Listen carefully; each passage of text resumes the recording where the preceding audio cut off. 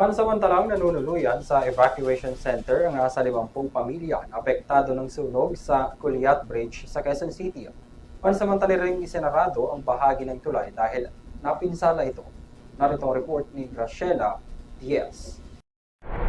Ligtas at pansamantalang nanunuluyan sa evacuation center ang 38 na pamilyang naapektuhan ng insidente ng sunog sa Culiat Bridge sa Congressional Avenue, Quezon City.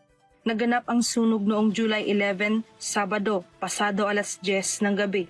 Batay sa Bureau of Fire Protection o BFP, aabot sa 46 na bahay sa magkabilang panig ng tulay na sakop ng Barangay Ramon Magsaysay at Barangay Bahay Toro ang natupok ng apoy. Wala namang naitalang nasawi o nasugatan sa insidente. Dahil sa tindi ng sunog, nasira ang ilang bahagi ng aspalto ng tulay at naapektuhan din ang linya ng tubig sa lugar. Dahil dito, pansamantalang isinara sa lahat ng uri ng sasakyan ang tulay upang matiyak ang kaligtasan ng mga motorista at residenteng dumaraan.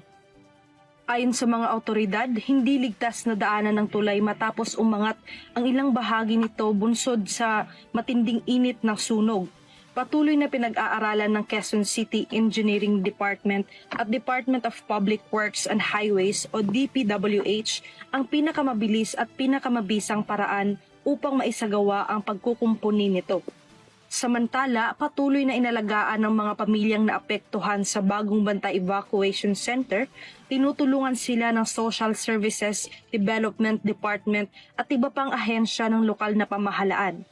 Kabilang ang pagbibigay ng psychosocial first aid at iba pang kinakailangang serbisyo. Ayon sa mga nasunugan, inuna nilang iligtas ang kanilang mga anak kaysa sa kanilang mga ari-arian habang mabilis na lumalaki ang apoy.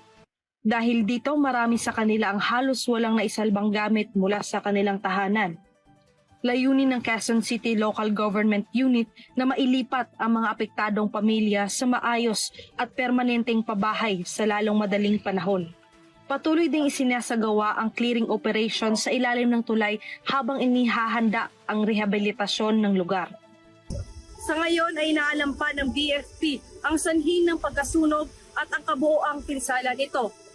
Mula rito sa Quezon City, para sa EuroTV News, ako si Graciela Diaz, sumasaludo sa bawat Pilipino.